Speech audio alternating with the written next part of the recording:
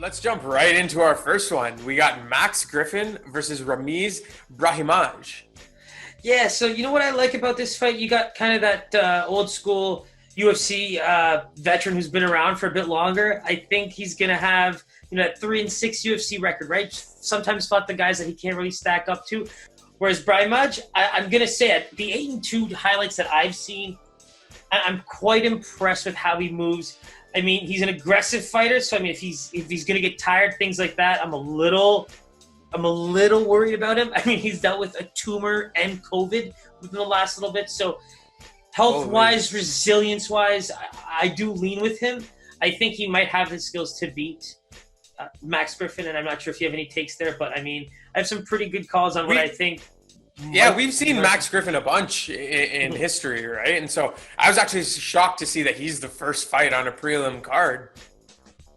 Yeah, because when you really think about it, these are the kind of guys that we're seeing maybe get more fights right now, but when you don't beat the guys that really matter to kind of get yourself into that next tier, unfortunately, you either become a gatekeeper of that tier or work your way back down.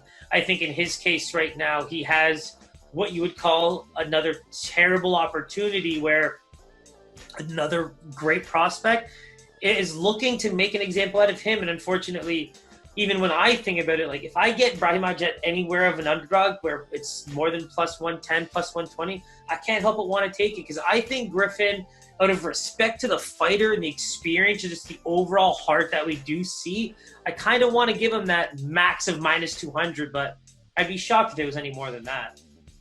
So honestly, you're spot on here. Exactly what you were hoping for. Mm-hmm. He is about a minus 170 favorite. It seems like, that history in the UFC is kind of giving him that bit of a bump. But, in terms of a prospect, there's some pretty good value here on Ramiz at probably around plus 140, plus 150-ish. That's music to my ears, man. I'm going to be quite honest. When I made these lines, I told myself I'm going to give myself enough of a bracket where over the past few weeks, we just haven't been hitting those lines because we're either getting too personally involved with the lines, if you will, or kind of thinking that Vegas isn't seeing it the way we do. But unfortunately, they have, and they've moved just as quickly away from where we want them to be. So in this case, how can I not lean to the idea that, this line might end up close to a pick'em by the end of it based on where we're leaning right now? I think we should especially given the fact that this is, a UFC vet that people know a lot about. So he has a large opening line, but as, more and more videos and exposure comes out on Ramiz here, that line might close up a lot quicker. Yeah, because one thing we noticed last week, Pies, it didn't even take till the weigh-ins. We just noticed them quite quickly. And then by the time the weigh-ins rolled around and then the bells rung, I just can't believe that we're losing that much juice. That much. Over the course. Like, we're talking hundreds of betting points. Like, these are things we don't really see.